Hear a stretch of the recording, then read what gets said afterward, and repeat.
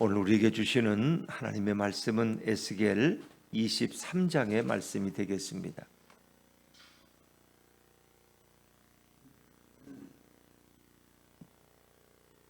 구약성경 1183조 에스겔 23장 1절부터 21절까지 말씀이 되겠습니다. 저와 여러분이 한 절씩 교독하겠습니다. 또 여호와의 말씀이 내게 임하여 이르시되 인자야, 두 여인이 있었으니 한 어머니의 딸이라. 그들이 애굽에서 행음하되 어렸을 때에 행음하여 그들의 유방이 눌리며 그 처녀의 가슴이 어루만져졌나니 그 이름이 형은 오홀라요 아우는 오홀리바라.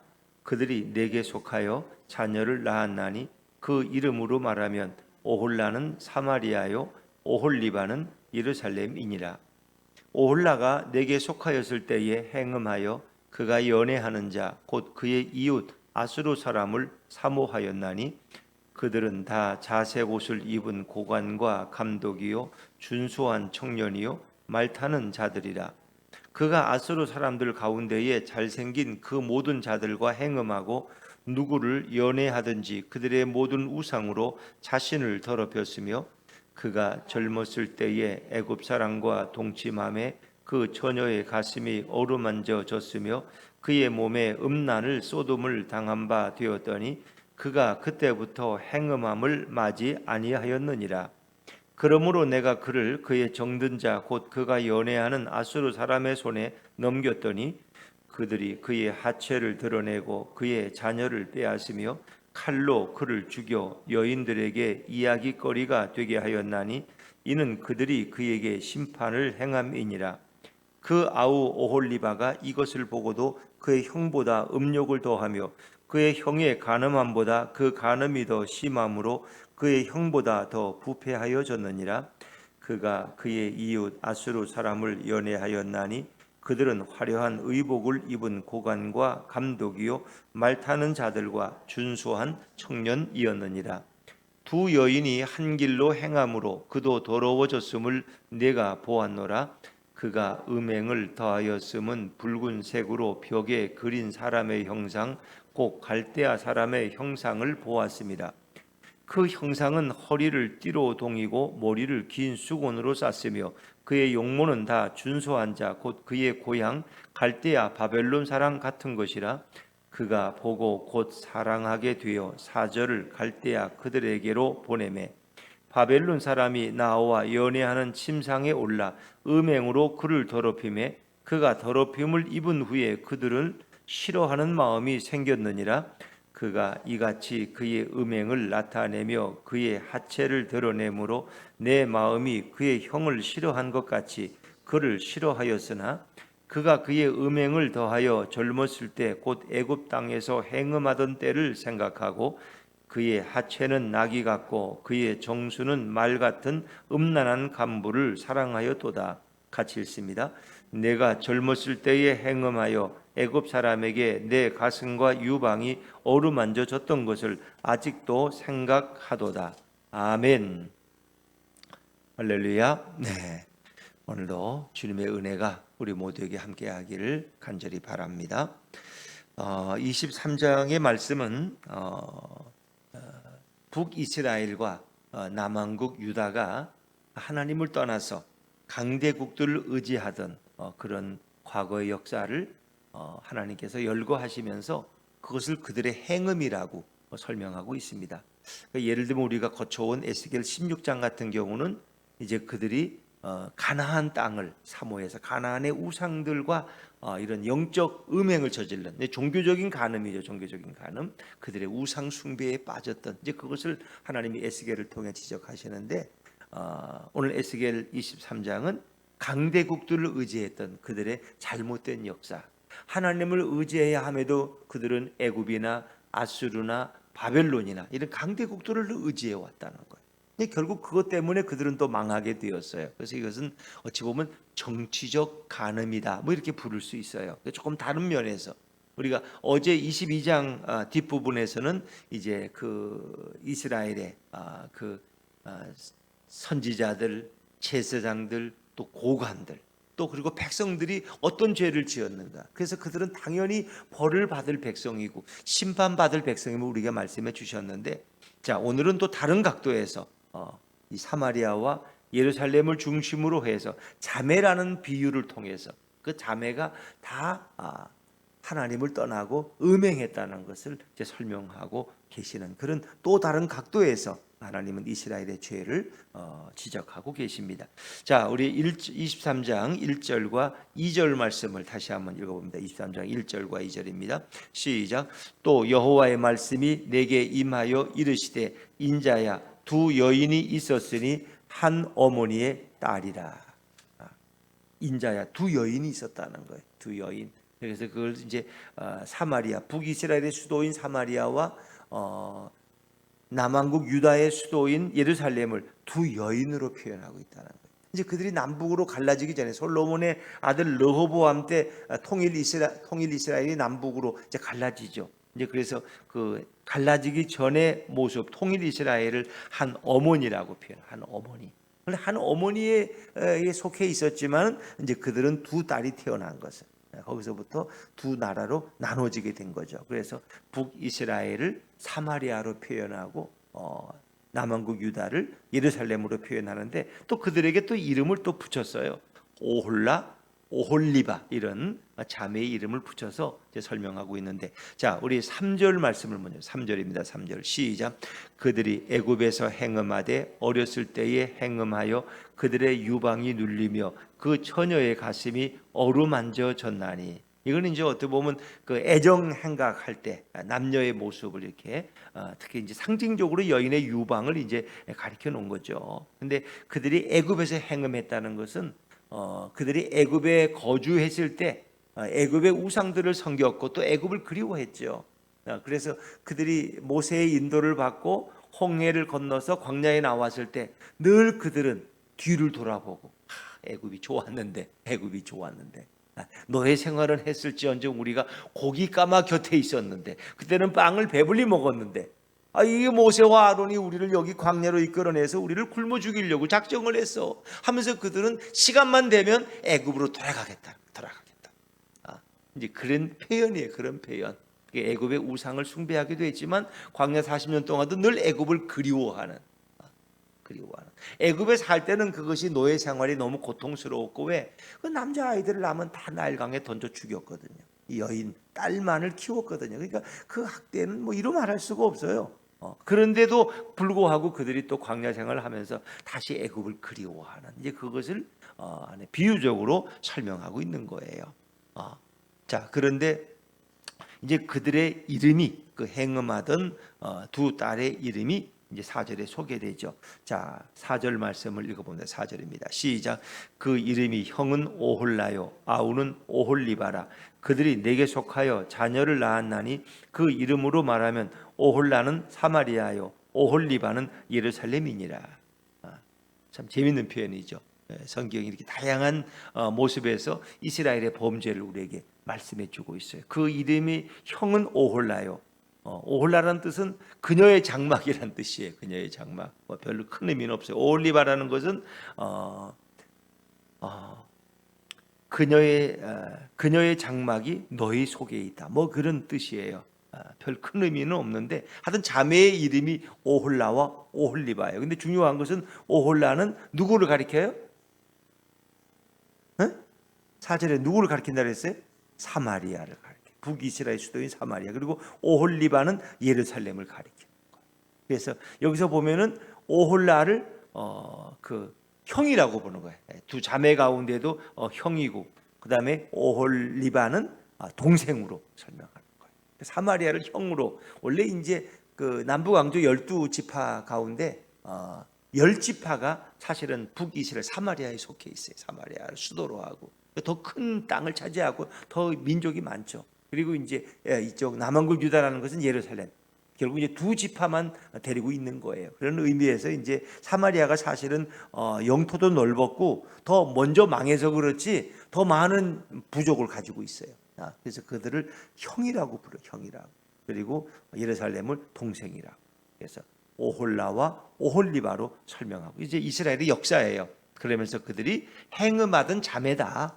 그들이 애굽을 그리워하고 애굽과 행음했던, 애굽을 그리워한다는 건 정치적으로 애굽을 그리워하고 애굽의 통치를 오히려 그리워했던 그런 이스라엘의 잘못된 모습을 꼬집은 그런 표현이죠. 자, 5절부터 10절까지는 이제 이 오홀라라고 불리는 사마리아의 행음에 대해서 말씀하고 있어요. 5절부터 10절까지는. 자, 우리 한번 천천히 읽어보죠. 5절 말씀입니다. 5절과 6절, 5절, 6절 이어서 읽습니다. 시작. 오홀라가 내게 속하였을 때에 행음하여 그가 연애하는 자 곧 그의 이웃 아수르 사람을 사모하였나니 그들은 다 자색 옷을 입은 고관과 감독이요 준수한 청년이요 말타는 자들이라. 그래서 사마리아는 일찌감치 이 그 당시의 강대국인 아수르를 굉장히 그리워했어. 성경에서 이제 하나님과 이스라엘의 관계를 부부의 관계로 설명하잖아요. 부부의 관계. 그러니까 하나님이 남편이고 이스라엘이 이제 아내야. 그런데 그 아내된 이스라엘이 이제 아수르를 그리워하는 거예요. 근데 특별히 이제 사마리아로 이제 설명하고 있는 거죠. 북이스라엘이 아수르를 그리워하고 자기 남편인 하나님을 버리고 자꾸 이제 외간 남자인 아수르를 사모한다는 거예요. 그거를 하나의 정치적 행음이다. 이제 이렇게 설명. 그러니까 우상 숭배 같은, 우상 숭배는 어떤 영적인 간음이지만은 이것은 정치적 어떤 간음이다. 정치적 행음이라고 이렇게 설명하고 있어요. 그래서 하나님을 의지해야 될 백성이 아수르 사람들을 더 의지한다. 아수르를. 그래서 마치 그것을 남녀의 연애하는 하는 그런 모습으로 표현하고 있는데 6절에 보니까 그 아수르 사람들은 어떤 옷을 입었어요? 자색옷. 자색옷이라는 건 어떤 색이에요? 붉은색. 붉은색의 자색. 그러니까 예전에는 부자나 귀족들은 다 자색옷을 많이 입었어요. 자색, 붉은 옷을. 중국에 가면 무슨 색깔이 제일 많아요? 네? 빨간색이 자색옷이에요. 자색. 붉은색이에요. 붉은색. 그러니까 그 당시나 예전에도 강대국들은 이 붉은색들을 좋아했다는 거예요. 붉은색들. 그러니까 그 당시 아수르도 그렇고 바벨론도 그렇고 주로 옷을 붉은 옷을 선호했어요. 지금 중국이 이제 자기를 강대국을 자처하면서 그 역사 속에 붉은 색깔을 좋아하잖아요. 물론 공산주의도 붉은 색깔을 좋아합니다만은 하여튼 그래요. 그게. 그래서 그들은 자색 옷을 입은 아주 멋진 한 남성으로 표현해요. 아수르를 자색 옷을 입은 고관 또 감독. 그러니까 뭐 옷이 얼마나 화려하겠어요. 고관과 감독이라는 건 아주 부유한 사람들, 권력자들. 그리고 준수한 청년, 아주 잘생긴 아이돌 같은 영화 배우 같은 아주 그런 잘생긴 청년은 누구나 여성들이 한번 호감을 가질 수 있잖아요. 나이가 많든 적든 정말 잘생겼다. 어떻게 저 잘생길 수 있을까? 그럴 수 있어요. 또 말 타는 자들, 이 기병대예요. 아수르는 기병대가 많았어요. 말이 많기 때문에. 그러면 그 말 타고 달려가는 그 군사의 모습이 너무 멋있는 거야. 이제 그런 사모하는 마음을 여러분이 생각하면서 이 사마리아 사람들이 아수르를 사모했다는 거예요. 아수르를 굉장히 의지했다는 거예요. 그리고 결국 그들과 정치적 행음을 그들에게 자기들의 미래를 맡기고 모든 걸 아수르에 의지하고 이렇게 아수르를 든든한 후견인으로 생각했다. 자, 7절 말씀으로 넘어 7절입니다. 시작. 그가 아수르 사람들 가운데에 잘생긴 모든 자들과 행음하고 누구를 연애하든지 그들의 모든 우상으로 자신을 더럽혔으며. 그러니까 북이스라엘의 이 사마리아 사람들은 아수르를 의지하는 게 하나의 행음이라고, 하나의 정치적 행음, 뭐 그렇게 하나님보다 더 의지하는 대상으로 사귀었다는 거예요. 그리고 결국 그렇게 해서 아수르를 의지함으로 자신들의 정결함을 더럽혔다는 거예요. 마치 여인이 외간 남자와 바람을 피므로써 그 정결성 순결을 잃어버리듯이 자신들을 우상으로 더럽혔다. 아수르를 우상처럼 여기고 의지했다는 거죠. 자, 그런데 이 사마리아의 역사를 따져보면 그들이 예전에는 애굽을 의지해서 젊은 시절에는 결국 이스라엘 애굽을 의지했는데 마치 그런 것처럼 자, 그렇지만 지금은 아수르를 의지한다는 8절 말씀은 제가 읽죠. 8절. 그가 젊었을 때에 애굽 사람과 동침함에 그 처녀의 가슴이 어루만져졌으며 그의 몸에 음란을 쏟음을 당한 바 되었더니 그가 그때부터 행음함을 맞이 아니하였느니라. 젊어서는 네가 젊어서는 애굽 과 행음하더니 이제는 또 좀 나이가 좀 중년이 되니까 이제 또 아수르를 또 그렇게 의지하고 연모하고 그들과 행음의 관계를 가져요. 이게 다 하나님 지적하는 강대국을 의지하는, 하나님을 의지하지 않는 이제 그런 거에 대한 지적이죠. 그것을 이제 남녀의 어떤 성적 관계로 이렇게 설명하고 있는 것이죠. 자, 그런데 이제 결국은 사마리아의 결말이 뭐냐? 종국은 그렇게 좋아하던 아수르에 의해서 결국은 망한다는 거예요. 자, 우리 9절 말씀은 같이 읽어볼까요? 9절입니다. 시작. 그러므로 내가 그를 그의 정든 자 곧 그가 연애하는 아수르 사람의 손에 넘겼더니, 그러므로 내는 누굴 가리키는 거예요? 하나님을 가리키는 거예요. 하나님이 보실 때, 신랑 대신 하나님이 보실 때 네가 그렇게 아수르를 좋아하냐? 아수르에 의해서 결국 멸망다. 내가 그를 그의 정든 자, 그들이 정들어하는, 또 그가 연애하는 아수르 사람의 손에 넘겼다. 그래서 북이스라엘을, 사마리아를 결국 아수르에게 넘겨주셨다. 그분이 바로 하나님, 역사의 주관자가 바로 하나님. 그러니까 사람은 누구든지 자기가 좋아하는 것에 의해서 망한다는 거예요. 나방이 뭘 좋아해요? 등불을 좋아해요. 촛불을 좋아해요. 그 촛불을 좋아가지고 그 빛나고 그러니까 오다가 결국 나방이 그 촛불에 뭘 태워요? 자기 몸을 태워 죽잖아요. 그러니까 돈을 좋아하는 사람은 돈으로 망하고 그런다는 얘기죠. 자기가 하나님보다 더 사랑하는 것에 의해서. 그래서 자식에 지나치게 기대를 갖는 사람들은 나중에 자식 때문에 다 실망. 자식 때문에 실망. 우리 장기봉 지도자님이 지난 주간에 뭔 얘기를 하면서 그 아버지와 자식의 관계를 이제 얘기했는데, 그 아버지하고 아들하고 이 정치적인 선거 때가 되니까 서로 생각이 달라. 서로 찍겠다는 대통령 후보가 달라. 그래서 그 집안에 싸움이 일어났어. 너는 내 아들도 아니다 이놈아. 어떻게 너는 어떻게 그런 사람을 찍을 수 있냐? 나라를 망치려고 그러냐? 이렇게 서로가 그러니까 아들이 볼 때는 이 사람이 옳은 것 같고 아버지가 볼 때는 이 사람이 대통령이 돼야 돼. 그 싸움이 난 거야. 근데 그 아버지도 예전에 그 아들을 얼마나 좋아했겠어요. 우리 아들이 똑똑하고 말도 잘하고 생각이 바르고 얘는 훌륭한 애가 될 거라고 기대하고 그렇게 했는데 결국 그 아들이 아버지를 실망시킨 거야. 어떻게 네가 나하고 다른 사람을 지지할 수 있냐는 거야. 그래서 싸움이 나가서 나가라 이놈아. 그래서 내쫓았다는 거야, 아들을. 그 얼굴도 안 봐. 근데 아버지가 나이가 들으니까 이제 병들었어. 아버지가 병들으니까 아들이 이제 유문하러 왔어, 병문안. 그랬더니 아버지가 안 받아들여. 아직도 마음을 안 열어. 네 놈이 이제 때가 되니까 재산을 이제 이어받으려고 너가 왔구나. 내가 죽으면 상속받으려고. 그러니까 그렇게 기대했고 낳을 때 그렇게 아버지는 행복했을 거예요. 그 아들을 안고. 그래요? 근데 그 기대가, 그리고 아들을 위해서 모든 걸 다 바쳤어. 그러니까 예를 들어 우리 집안 같으면 별로 자식들한테 이제 목회하다 보니까 별로 관심이 없어. 자식 지들을 대대로 크는 거야 그냥. 저는 또 특히 애들한테 그러니까 별로 기대도 많이 안 해. 근데 보면 얘기하면 생각이 다르죠. 아들하고 나하고 찍는 사람이 달라. 그렇다고 싸우거나 그렇지는 않아. 왜? 내가 그렇게 기대하지 않았기 때문에. 근데 너무 기대하고 아꼈던 사람들은 결국 그 자식 때문에 실망하고 인생이 비극적이야. 내가 기대했던 아들이 나하고 생각이 다르고 다른 방향으로 가니까 인생의 재미가 없어진 거야 이제. 그러니까 너무 좋아하면은 그게 우상이 되고 그 우상 때문에 내가 망한다는 거야. 자식은 내가 키우는 게 아니라 누가 키워요? 하나님이 키워주시는 거야. 근데 내가 키우려고 하니까 이게 문제가 되는 거예요. 이게 문제. 너무 지나친 집착.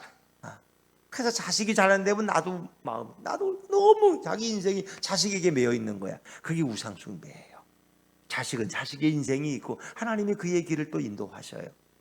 하나님께 맡겨야지 내가 키우려고 하는 것이 얼마나 잘못이냐. 결국 그들이 그렇게 좋아하고 연애하고 사랑하던 그 아수르에 의해서 결국은 BC 722년 그 아수르의 살만에살 왕, 그렇게 조공을 보내고 서로 친하게 지냈는데 어느 순간에 사자로 돌변해가지고 사마리아를 삼켜버렸어. 그래서 다 끌려서 아수르의 노예로 끌려가고, 그리고 아수르 사람들이 사마리아에 와서 이주해서 혼혈 민족이 돼버린 게 바로 북이스라엘 사마리아예요. 너무 좋아하지 말라는 거예요. 그러면 꼭 실망한다는 거예요. 자, 10절 말씀을 제가 읽죠. 10절입니다. 그들이 그의 하체를 드러내고 그의 자녀를 빼앗으며 칼로 그를 죽여 여인들에게 이야기거리가 되게 하였나니 이는 그들이 그에게 심판을 행함이라. 결국 아수르가 사마리아를 심판해버리고 말았어요. 그리고 결국 사마리아엔 그 부끄러운 하체를 드러냈어. 이 수치와 부끄러움이죠. 여인의 하체를 드러내. 그리고 그 자녀를 다 빼앗겼어. 그들이 자녀들을 끌고 가서 그들의 종들로 사용해. 칼로 그를 죽이고 조롱거리가 되게. 그래서 5절부터 10절까지는 이 첫 번째 자매인 오홀리, 이 사마리아의 종말, 아수르를 사모하고 연애하다가 결국은 망한 얘기를 쓰고 있는 거예요. 신랑 대신 하나님을 버리고 아수르의 품에 안겼다가 나라가 망해버리고 말았어. 그러면 그걸 보고 동생인 오홀리바, 예루살렘은 뭘 좀 깨달아야 되잖아요. 근데 이걸 보고도 깨달음이 없어. 여기에 문제가 있는 거예요. 사람들은 그렇게 어리석어요. 나는 저렇게 하지 말아야지. 그런데 나도 또 그런 행동을 또 하고 있는 거예요. 자, 11절 말씀을 한번 같이 읽어볼까요? 11절입니다. 시작. 그 아후 오홀리바가 이것을 보고도 그의 형보다 음욕을 더하며 그의 형의 간음함보다 그 간음이 더 심함으로 그의 형보다 더 부패하여 졌느니라. 이 오홀리바는 동생, 예루살렘에 가는 남한국 유다. 근데 이걸 형이 망하는 걸 봤어. 사마리아가 어떻게 망하는 걸 두고 봤으면서도 그들은 그들보다 오히려 더 음욕이 더하고 부패하게 살아가는 민족이 돼버리고, 그리고 자기 형을 망하게 한 아수르를 이 동생 예루살렘이 또 사모해, 또 그들과 또 연애한다는 거예요. 이게 참 신기한 일이에요. 이게 이 아버지의 원수와 사업하는 것과 똑같은 거겠죠. 자, 12절 말씀, 12절 시작. 그가 그의 이웃 아수르 사람을 연애하였나니 그들은 화려한 의복을 입은 고관과 감독이요 말타는 자들과 준수한 청년이었느니라. 그러니까 뭐 역사 속에야 뭐 이런 애절함이 많이 있겠죠. 우여곡절이 많고. 사실은 우리나라가 역사 속에 보면 이제 중국에게 제일 괴롭힘을 많이 당하고, 그렇죠. 뭐 중국의 보호도 받은 것 같지만 거의 뭐 형님 나라로 이제 이렇게 정해놓고 거기다 조공 바치고, 그러면서 또 마음에 안 들면 또 군사를 이끌고 와서 우리나라를 짓밟아 버리고, 이제 그런 역사가 계속 반복됐죠. 근데 지금도 이제 중국몽에 빠져 있는 분들이 있다는 거예요. 중국하고 잘 지내야지, 우리가 좀 먹을 게 있고, 그 중국을 화나게 만들면 안 돼. 싸드봐. 뭐 이러면서 자꾸 중국에 이제 이렇게 쪽으로 뭐 의지하는 이런. 그러나 중국은 중국들의 속셈이 또 있는 거죠. 뭐 그 나라가 뭐 우리나라를 좋아해서 그런 거겠어요. 다 서로 이용 가치가 있는 거예요. 정치라는 건, 외교라는 건 그런 거겠죠. 그런데 물론 어제의 적이 오늘의 친구가 될 수도 있어요. 근데 이 예루살렘은 자기 형인 사마리아를 망하게 한 아수르 사람들을 또 의지한다는 거예요. 그리고 결국 그들을 또 사모하는 이런 관계가 돼버리죠. 12절 말씀. 그가 그의 이웃 아수르 사람을 연애하였나니 그들은 화려한 의복을 입은 고관과 감독이요 말타는 자들과 준수한 청년이네. 아이돌 같은 멋진 배우처럼 그들이 그렇게 멋있어 보이는 거야. 아수르 사람들을 연애하는 거야. 이게 이제 역사 속에 보면은 유다의 아하스 왕 때가 있었어요. 유다의 아하스 왕 때 북이스라엘과 아람의 연합군이 유다를 침공한 적이 있었어요. 예루살렘을. 그때 이 아하스 왕이 아수르에게 또 조공을 사람을 보내서 아수르의 도움을 요청하는 또 그런. 근데 결국 이제 그런 외교 관계라는 건 뭐 애증의 관계로 있다가 결국은 아수르에 의해서 사마리아도 망하고 이제 결과가 온 거죠. 근데 이 남한국 유다가 또 아수르를 또 의지하는 그런 잘못된 행태를 보이고 있다는 거죠. 이제 이것을 어떻게 성경은 표현하고 있을까요? 저기 11절부터 그래서 마지막 21절까지는 이제 예루살렘이 망하는 과정을 또 설명하고 있는 거예요. 자, 13절 말씀은 13절입니다. 13절 시작. 그 두 여인이 한 길로 행함으로 그도 더러워졌음을 내가 보았노라. 그 두 여인은 바로 사마리아와 예루살렘을 가리켜, 오홀리와 오홀리바를 가리키는 거예요. 그 두 여인이 한 길로, 한 길이라는 것은 행음하는 길을 똑같이 걸어가고 또 똑같이 아수르를 또 연모하는 거야. 또 아수르를 아수르. 형이 아수르에 의해서 망하는 걸 봤는데 또 아수르를 의지해. 이게 참 안타깝잖아요. 자기 뭐 예를 들면 그렇게 소설에 나오는 얘기 같지. 자기 언니가 저 사기꾼을, 깡패를 좋아해가지고 그 깡패한테 망해서 다 뺏기고 그냥 다 파산당하고. 근데 여동생이 또 언니가 간 그 길을 또 가서 그 깡패 또 그 형부를 또 좋아한다면 또 망하는 거죠. 이 어리석은, 이게 인생이에요. 그들이 똑같은 길로 똑같은 범죄의 길을 걷고 있다는 거예요. 또 그것도 아수르도 붉은색 뭐 그대로죠. 자, 14절 말씀을 같이 읽죠. 14절입니다. 시작. 그가 음행을 더하였음은 붉은색으로 벽에 그린 사람의 형상, 곧 갈대아 사람의 형상을 보았음이니. 이제 이것은 갈대아, 바벨론을 가리키는 것인데, 아수르도 붉은색이었지만 갈대아, 바벨론도 또 붉은색으로 이렇게 옷을 입고 다니는 것을 크게 했어요. 그래서 또 남왕국 유다는 어느 때 또 바벨론을 또 굉장히 그리워했어요. 사실은 바벨론에서 망하잖아요. 바벨론 느부갓네살 왕이. 근데 한때는 또 역사 속에 보면 바벨론을 또 굉장히 그리워했어요.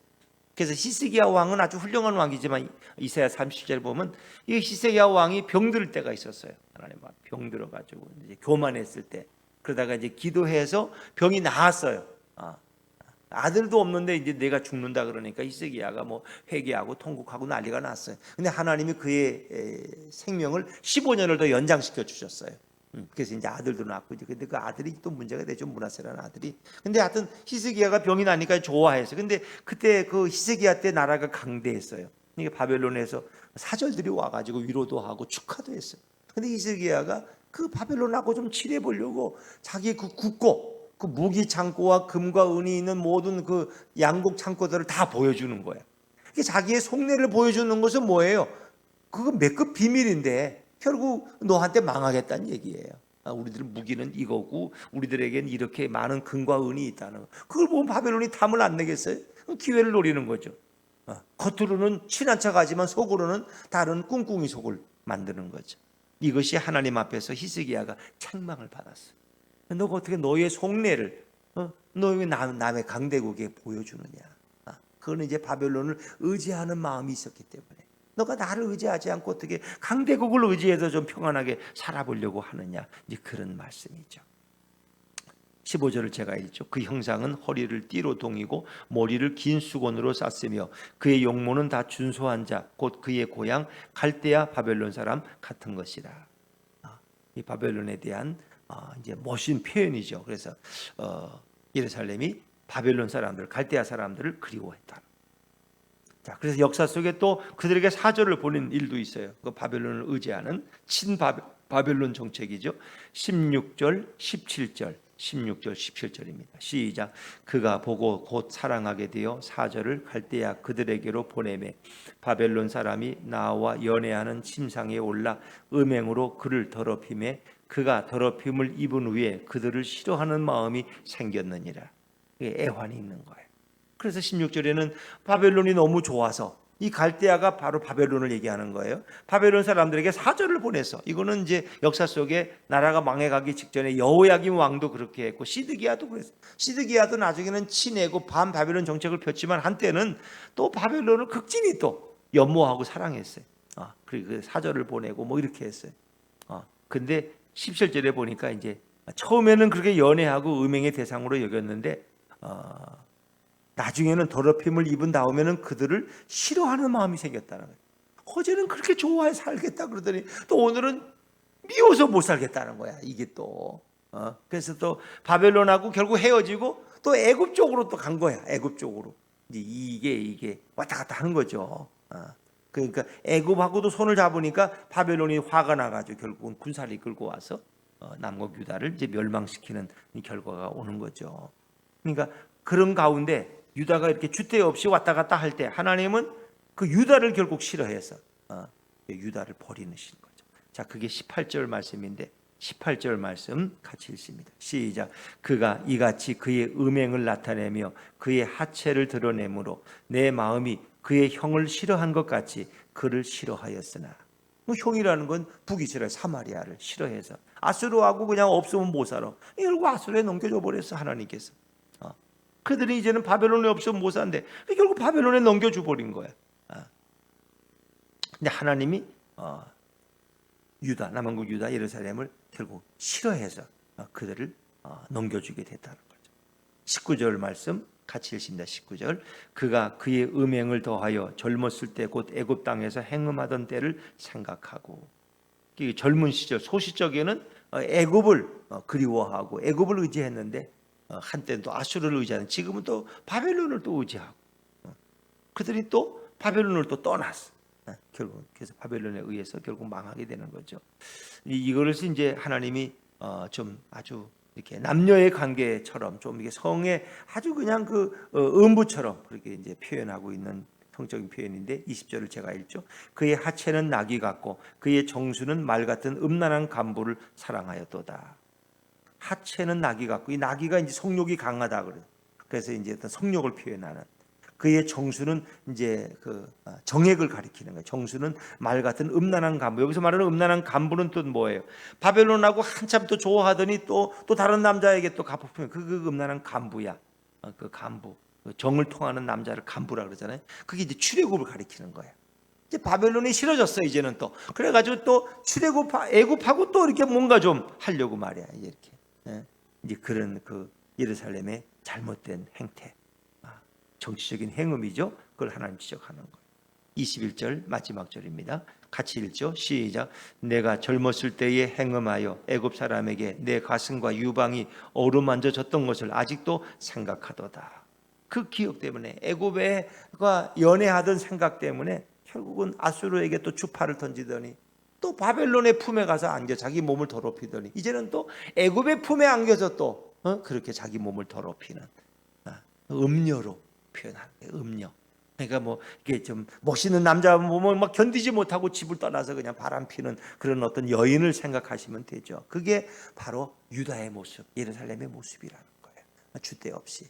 즉 그들은 종교적으로는 우상을 숭배했고 정치적으로는 강대국만 보면 그냥 좋아서 쫓아가서 추파를 던지는 여인처럼 이렇게 행했다는. 하나님의 눈에는 그건 다 죄악이죠. 너희가 너희 신랑된 하나님을 의지하지 여호와를 의지하지 않고 왜 자꾸 세상 강대국을 의지하느냐. 결론적인 말씀. 시편 115편 9절에 보니까 이스라엘아 여호와를 의지하라. 그는 너희의 도움이시요 너희의 방패시로다. 시편 115편 11절에 보니까 여호와를 경외하는 자들아 너희는 여호와를 의지하라. 그는 너희의 도움이시요 너희의 방패시로다. 진정 너를 도우시고 진정 너가 위기에 빠진 너를 도울 방패가 되실 분은 여호와 하나님이시다. 하나님을 의지하지 말라. 그래서 성경은 계속해서 애굽을 의지하지 말라. 강대국을 의지하지 말라는 거죠. 오직 여호와 하나님을 의지해라. 그래야 내가 너희를 돌볼 것이고 너희가 나의 사랑을 받을 것이다. 그러나 이스라엘 백성은 여러 면에서 종교적인 면에서 영적인 면에서 정치적인 면에서 다 행음자들이 되어버리고 하나님을 떠났다는 거예요. 우리도 오늘 예수님보다 더 사랑하는 것이 있으면 그것이 간음이고 음란한 거예요. 그래서 성경은 표현하는 거예요. 우리 예수님을 나의 신랑으로 나는 그분의 거룩한 신부가 되어서 그 신랑을 기다리고 그분을 사모하고 그래서 그분이 다시 재림하실 때 신랑과 신부가 만나는 그래서 우리 성도와 교회가 공중에서 주님을 만나서 거기서 혼인 예식을 치르는 그것을 계시록은 우리에게 보여주고 있는 것이죠. 오늘도 나의 하나밖에 없는 참 좋은 그리고 인자하신 그 좋으신 예수님 신랑 되신 예수님을 생각하면서 오늘도 그분과 함께 걸어가는 승리의 하루가 되시기를 주의 이름으로 축원합니다. 기도하겠습니다.